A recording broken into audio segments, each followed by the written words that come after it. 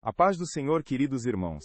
Venham comigo ouvir o que Deus fez na vida de Balaque, o rei que contratou Balaão, porque há uma lição aqui que fala direto ao coração da nossa dificuldade de ler a Bíblia e não conseguir reter o que lemos. Balaque, o rei que contratou Balaão, era rei de Moabe, um homem com palácio, conselheiros, medo e ambição, vivendo às margens do povo de Israel, naquela terra onde as nações se confrontavam.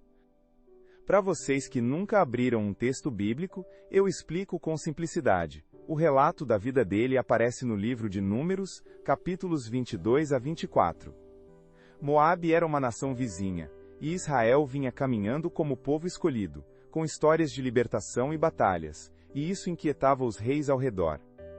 Balaque, o rei que contratou Balaão, viu o acampamento enorme, ouviu as histórias das vitórias de Israel e sentiu um medo que entrou pelos ossos. Ele acreditava que palavras tinham poder e queria que alguém dissesse sobre Israel aquilo que ele não podia dizer com suas armas. Queria uma palavra que lhe desse segurança. Queria alguém que amaldiçoasse, que anulasse aquela ameaça. Temer e desejar controle são coisas humanas. Balaque, o rei que contratou Balaão, foi tomado por esse sentimento, decidiu agir e mandou mensageiros ao longe buscar um homem famoso por pronunciar bênçãos e maldições, Balaão, que vivia junto ao rio, em Petor.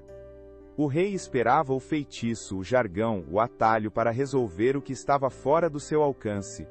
Ele não percebeu que ali começava uma lição sobre onde está a verdadeira autoridade e sobre como devemos nos aproximar de Deus quando estamos angustiados. A história segue com Balaão convidado a vir. Ele parte com promessas e presentes, mas Deus fala com Balaão antes mesmo de ele chegar.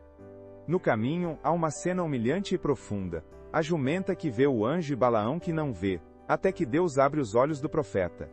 O rei Balaque, o rei que contratou Balaão, está do outro lado, ansioso, pronto para usar palavras como se fossem armas. Quando Balaão sobe às alturas, ele não consegue proferir a maldição desejada. Em vez disso, o que sai da sua boca são bênçãos. Balaque, o rei que contratou Balaão, fura de raiva, fica mais inseguro ainda, porque percebeu que a realidade que ele queria controlar não se dobra ao seu zelo sem conhecimento.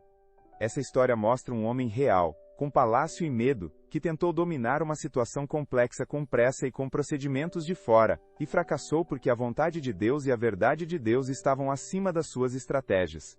Balaque, o rei que contratou Balaão, tentou instrumentalizar a palavra. Não entendeu que palavra de poder não é talismã, e que até profeta, quando não anda com o Senhor, precisa ouvir e ser corrigido.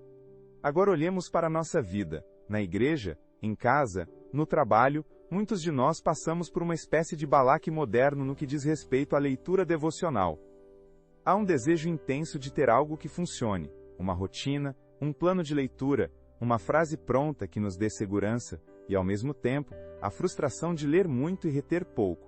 Abrimos a Bíblia pela manhã como quem acende uma lâmpada que precisa iluminar tudo rápido, e quando se vai à tarde não lembramos o que lemos.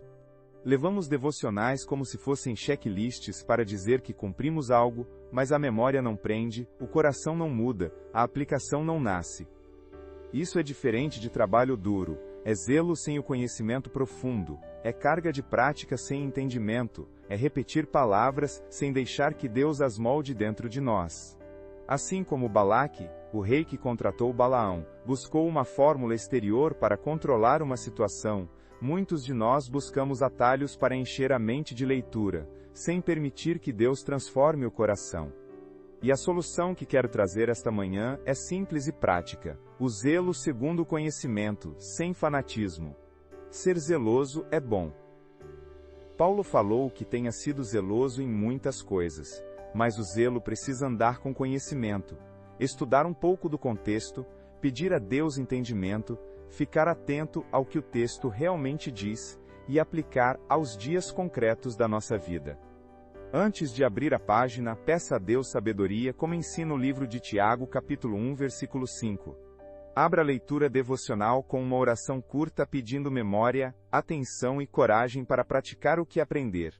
Em vez de tentar ler 10 capítulos, escolha um trecho pequeno, leia devagar, sublinhe uma frase que entra no seu trabalho, na sua casa, na sua maneira de tratar a família, e repita essa frase durante o dia.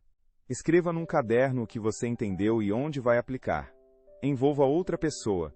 Conte a alguém da igreja o que viveu. A fala ajuda a fixar e a testar o entendimento. Evite competir com planos de leitura. Não transforme intimidade em desempenho.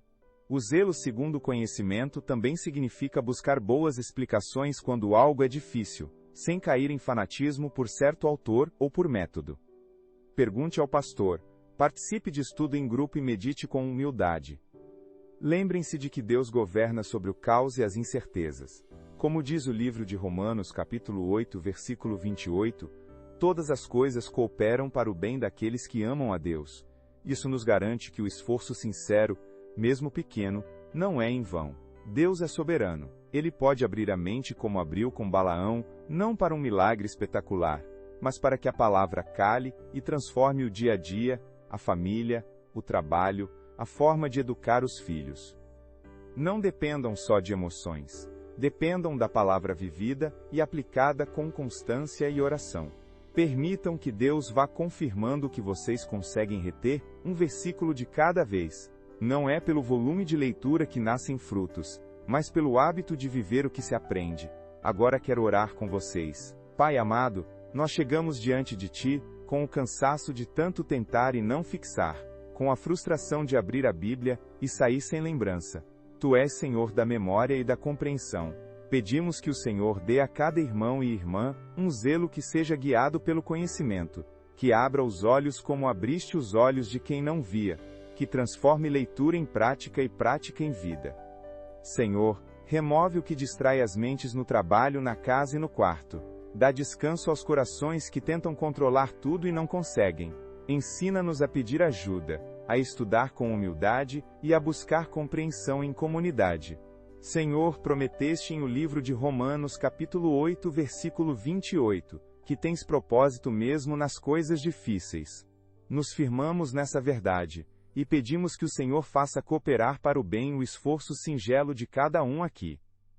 Livra as famílias, traz restauração, cura memórias feridas, salva quem precisa ser salvo, opera milagres visíveis na rotina, no pão da mesa, na conversa com os filhos, na decisão do trabalhador que precisa de direção. Concede-nos o dom de lembrar, de aplicar e de amar a palavra mais do que ao hábito de lê-la. Que o zelo segundo o conhecimento floresça entre nós, sem orgulho, sem fanatismo, mas com firme confiança em Ti. Nós confiamos, entregamos e suplicamos intervenção agora, para que cada coração seja renovado e cada mente esclarecida. Seja feita a Tua vontade, Senhor, para a glória do Teu nome. Em nome de Jesus, amém. Inscrevam-se no canal, curtam o vídeo e compartilhem com outras pessoas que precisam ouvir esta palavra.